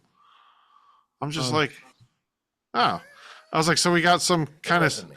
I was like, so we have some spiritual spirit pervert over here. It's like, great. I was just like, well, just keep showing me your tits. You're fine. It's like, it's like the guy's just trying to get a look. I mean, I was like, maybe he hasn't gotten any in a while because he's dead. It's like, I don't know. It's That'll like, do it. there's no so blood finally, Colored vital organs. so finally, after like a few months, she's like, I'm not coming to your place unless you get rid of that thing. I'm like, okay. So I'm like, all right, dude. I was like, the free peep show's over. You got to leave. It's like, she's not happy with you being here. So I was like, you need to vacate the premises and move on. And after that, nothing happened. And I was just kind of like, I used to laugh about it and make fun of her all the time. I'd be like, oh, is that creeper in the bathroom? Or is it just me? It's like, whatever. So, that's but, funny. When I bought this house, mhm, my buddy had came over probably about a couple months after I've been living here, and he went to the bathroom. mhm, We were having a couple beers out on my front porch, and he comes into the bathroom and he comes outside and he goes, "Hey man, your house is pretty dark." And I go, "What do you mean?" And he's like, "Cause the stairs to mhm, go upstairs is right next to the bathroom." And he sure, goes, "That's your stairway is dark." And I go, "Yeah, dude, there's no windows in the hallway up there. It's just stairs and then a little hallway to the bedroom. So sure, it's pretty dark." And he's like, "No, there's something in that hallway yeah, and it's fucking dark." And I go, "Okay, now you're fucking scaring me because I had no feelings at all this sure, whole time." And then after that, I started seeing shadow people in the hallway all the okay, time. And sure, I've seen shadow people my entire life, so they don't bother me. They're yeah, just standing there. Every sure, time I've ever seen a shadow person, they just stand there, okay, or they're crouching there, one or the other. mhm, And one night after my girlfriend had left, we had just started seeing each other. mhm, She left the house in this shadow figure, very voluptuous woman, very curvy, long flowing hair, just black shadow. And she comes in walking like fucking C3PO. She's just like really stiff like that. And I was like, oh my God, what is this? And then like I was like in a paralysis. I couldn't move. I could only move my sure, eyeballs and wiggle my fingers. And my phone was right there. So I had to, I'm like trying to like grab the sheet with my mhm, fingers to pull my hand closer, and then it was about to get onto my bed and I was able to break out of it, and I used the light on my phone to flash the huh, to light up the room, and immediately start sweating. I'm breathing heavy, my heart's pounding, and it was probably the most scariest event of my life. wow, um I mean I had one where I think it was a cryptid mhm, years ago, sure, but this one, man, it was recent. It was in this house, and then a woman, her name's JJ Rose. She remote viewed my house and she said she removed an entity from hmm, the room that I was in, and sure, I'm pretty sure it was that whatever that was. I haven't seen it since, and I actually stopped seeing shadow people too. So oh wow, okay, I don't know. I don't particularly think that shadow people are negative inherently, but true. I don't think they are either. I mean, I think they have a bad connotation because most people think that they're negative just because it's dark. I feel like, well, dark, and I feel like you watch every paranormal show and it's like, oh, I saw a shadow. It's like, it's got to be a negative entity. It's definitely demonic. And it's like, I could feel the hair standing up on the back of my neck. It's like, okay, great. It's just Put like, the camera over here, Aaron. yeah, exactly. It's just, I mean, there's a lot of theater involved in theatrics, I feel like, in those shows. But, For sure. because when I do paranormal investigations, it's just like, there's been, we've had a couple times where it's like, there's definitely activity and other things, but it's like this one time we are actually down in a basement at a place, and it wasn't even paranormal, but it scared the shit out of everybody. There was, in essence, it was like one of those basements that had, like the old metal grates, like outside. Somebody had, I guess, driven by, I think, and like drove over the grate. And it's like, as we're standing there and we're just like trying to communicate with this spirit, because there was like a portal in this basement. And it was like, we're trying to communicate, and all of a sudden it's like this car like hits this thing. We're like, holy fuck! And it's just like, oh, it's like outside. I'm like, yeah, whatever. It's like it all startled us because we're in the dark. It's like, oh man. I'm in the dark, yeah. I mean, normally we're not really like the paranormal investigations I've done that typically don't really get scared at anything. But that one was just like, ooh, that was startling. I'm pretty sure I have that on video somewhere too. But it's. I'm gonna get him like a Chief Dick Puncher, like yeah, exactly. T-shirt or something like that. Not scared of any ghosts. No, definitely not scared of ghosts or really demons or anything else. It's like that stuff doesn't bother me. It's like I'm not saying they're good. Like, don't get me wrong, but to your point, I think there's definitely probably still positive things out there too, and I think like even I would love to see. It'd be such a privilege to see like an archangel or regular angel. Yeah. Any kind of things like that. It would be amazing. Well, it's actually crazy. So I was up in Rhode Island this past weekend at in Newport. My cousin was getting married at St. Mary's Church, which JFK actually got married there. It was kind of interesting. It's a beautiful church inside and everything. But I was sitting there and I'm like, the energy in this place is fucking horrible. Like, it has a really negative energy to it. And I'm like, I'm literally inside a church that was built in the 1800s. It's like, you would think it would have like great energy, but what I've actually found, I mean, I'm Roman Catholic, so I'm not trying to, destroy the church in any way, shape, or form, but I feel like a lot of times I've had some pretty crazy experiences, even in like Catholic cemeteries. Mhm. There's a one mausoleum where my grandparents are buried in East Hanover, and literally this one corridor, there's this like one entity that's there. I think it's an old lady that she's just like the biggest bitch on earth. Like, she just slams the door. She does all kinds of stuff to like mess with people and try to get people to leave there. And you never see anybody standing there. It's like, it doesn't matter when you go, it could be a weekend, it could be like the busiest times. There's a zillion people there. Nobody goes in that corridor. It's like, and Wow. the lady's just like, get out of here. Like, we don't want you here, kind of thing. It's really weird, but it's like, it seems like you go to these, what I've found is Catholic cemeteries, especially, you're always like the noisiest, and like, there's a bunch of asshole people that are dead. Yes. Gates of Yeah. It's Heaven? Gates of Heaven, yeah. Gates of Heaven out in what is it? East Yeah, it's Hanover? East Hanover, New Jersey, yeah. It is. That's a noisy place. Yeah. There's a Catholic cemetery just around the block from where I Sure. live now, and it's one of our when we were kids, Mhm. it was one of our favorite places to go to like get a scare, Oh, sure. like scare ourselves and stuff like that. So there used to be a cult in this town in like the 80s and stuff like that. Okay. So at night when we were teenagers, there would be like a light. So there's trails in a sand pit out behind the thing. So I think like people were having fires and doing partying and stuff like that behind it, and we were just seeing like this blue flashing light. So we were thinking like the cult is out there doing their rituals and blah blah Yeah. blah blah.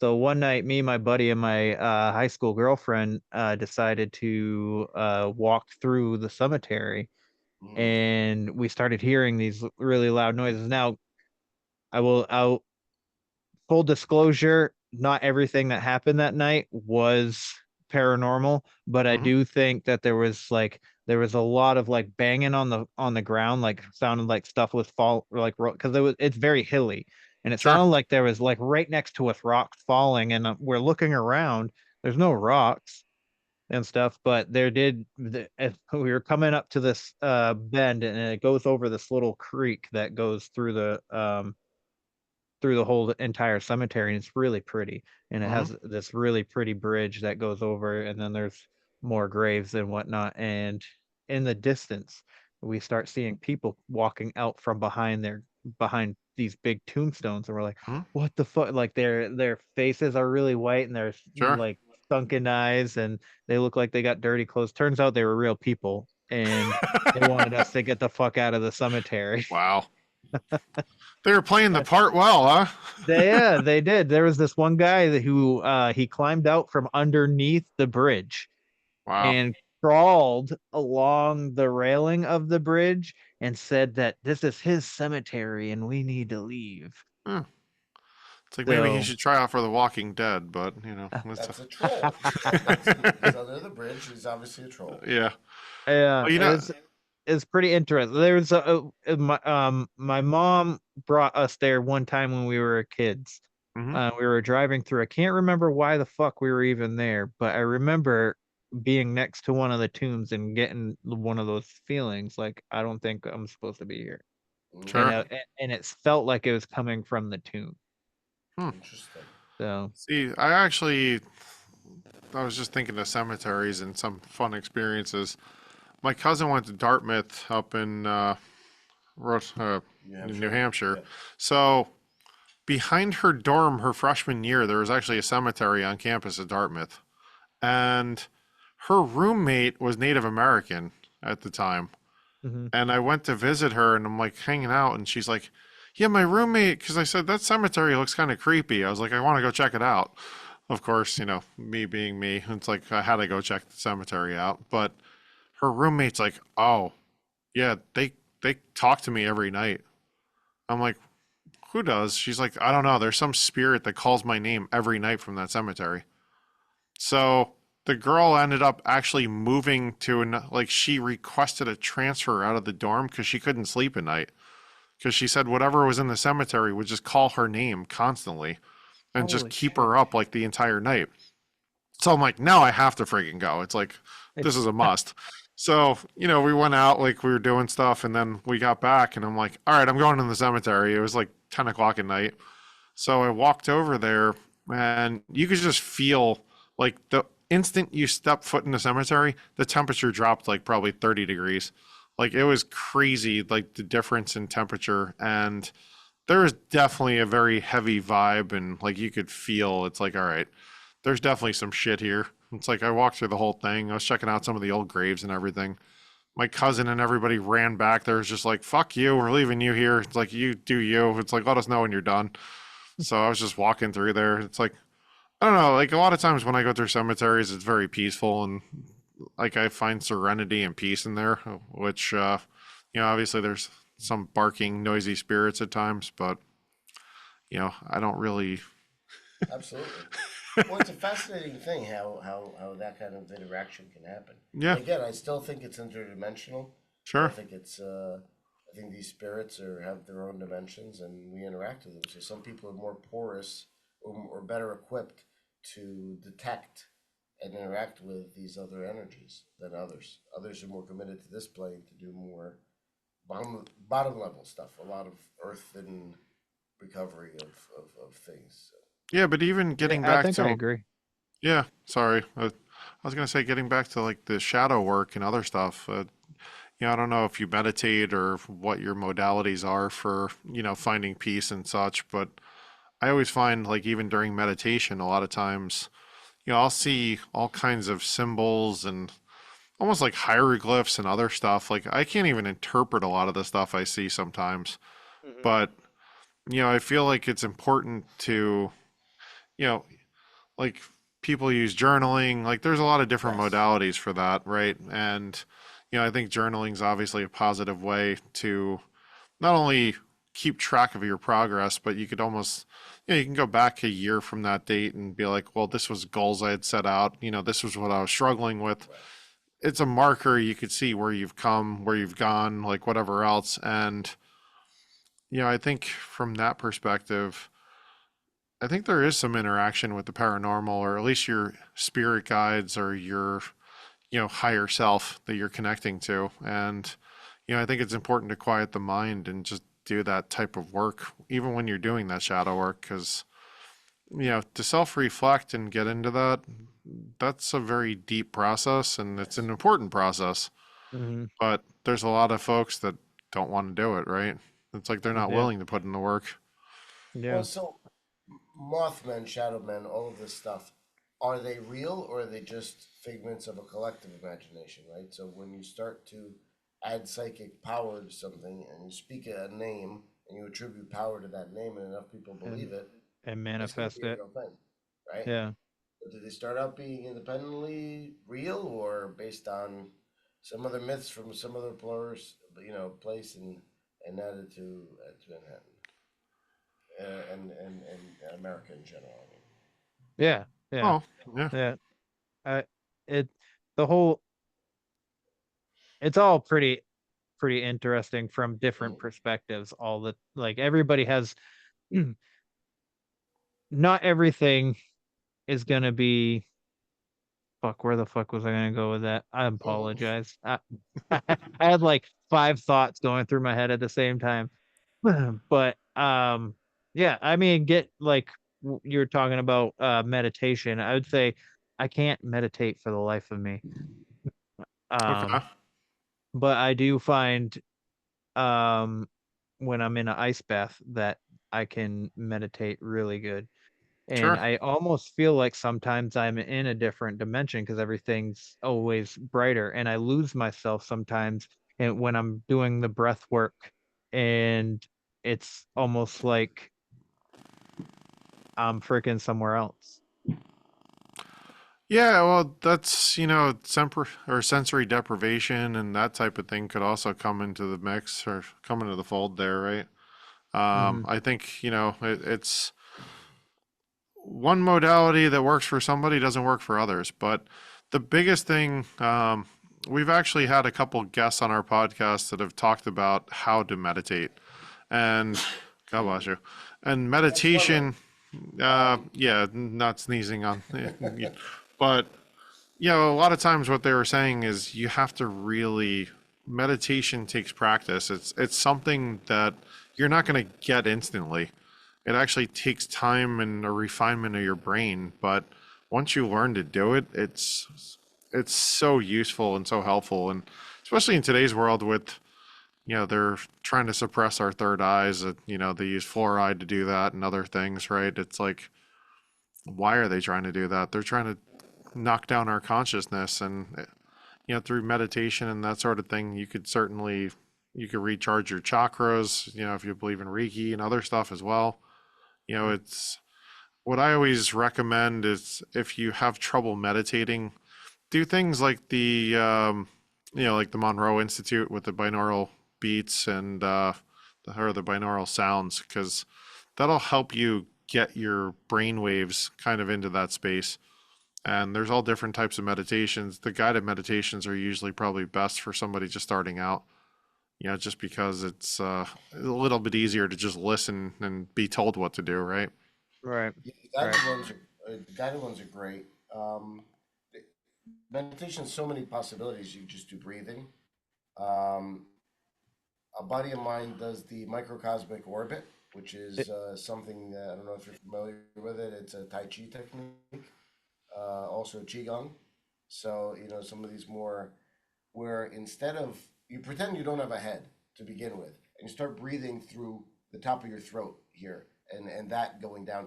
Somehow it's easier to breathe into that somehow because you're not used to it, so you don't have a lot of preconceptions about breathing through your nose or mouth or habits regarding that, right? So that's like technically a new activity. So it's just a way to hack it so that you can. Yeah. There's another one. It's called bone marrow breathing. So there's different ways to breathe in Tai Chi. There's whole body breathing, like almost like a cellular breathing. The bone marrow is basically breathing into, so you're feeling this sort of yellow light that comes down. With Tai Chi, you use earth energy and heaven energy to a great extent. So you bring in the earth energy from the floor. You think of it as like a yellow sort of hue to it. Then you bring in the heaven energy, comes down through the top of your head and down through to your hara, which is or your third dantian, which is the middle point below your navel. It's good 2 inches below your navel. Mhm. So the earth energy is coming through here and down. The heaven energy is coming through the main circuit and down through your bakhui, which is your crown chakra, and down.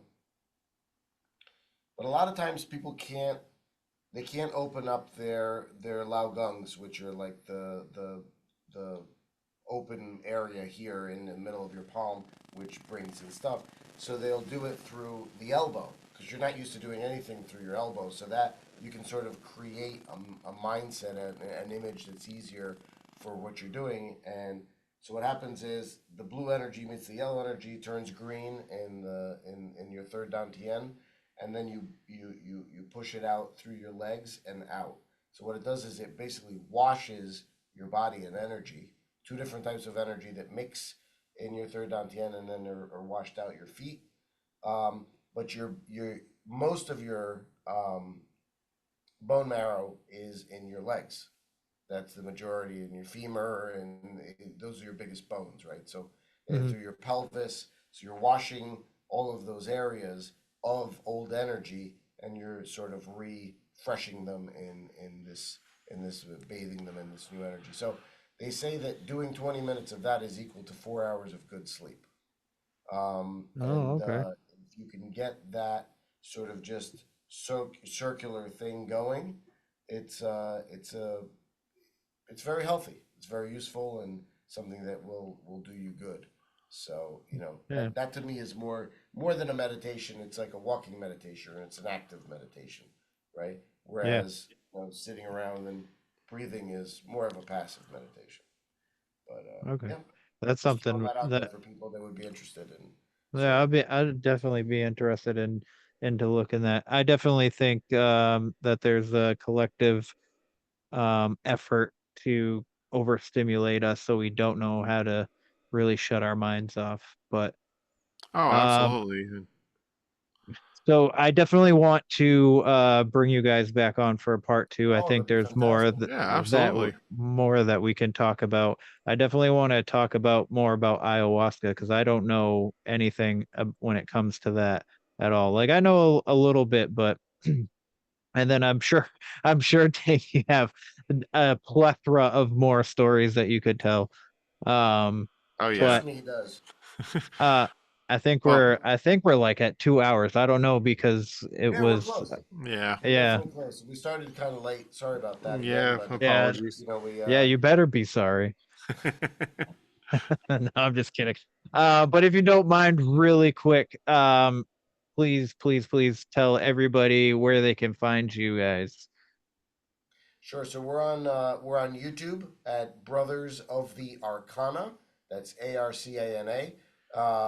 And I am Alex Aldea. He Well, is Dave Ferrigno. and we're also on Spotify, Apple Podcasts, iHeartRadio. Yeah. There's a link tree online. You can find us on Instagram, Facebook, although it doesn't seem like many people hit us up on there, but Yes, it is impossible to make the Instagram number move up. No, I just don't know why we post twice a day, every day. TikTok is doing very well until it gets banned, I'm sure. yeah. And YouTube, we just got monetized not too long ago. We've only been on since about June. June or July. Yeah. We've had about 17 guests so far. We're at, I guess, close to about 1,500 followers at this point, or close to. And yeah, we're excited. We're a new podcast, but we've had a ton of great guests. We've had a neuropsychiatrist on, a psychologist, astrophysicist, and we've had shamans and all kinds of other people. Obviously Paolo, who died and rose from the dead, and all these other folks, including our own opinions on all kinds of things. So please check us out. We'd love to hear from you. Leave us your comments. We always try to respond as best we can to comments and to fans. So always the fun stuff. Yeah. Thank you all. God bless. Happy holidays. And Yes. thank you so absolutely. much for Merry having us Christmas on. and all kinds of good Yeah. stuff. Yeah, thanks for being here. Well, guys, that is the show. Please go check them out. I'd appreciate it. I know they'd appreciate it. Absolutely. But if you don't mind, leave a rating, review, like, share, subscribe if you like today's episode. If your catcher doesn't allow you to leave a review, you can leave one on the website where the weird ones are, podcast.com. That's also where you can get the hot sauce, you can get the coffee, and all of the merch. But you know the drill. Question everything and stay weird. This concludes our broadcast day. Click.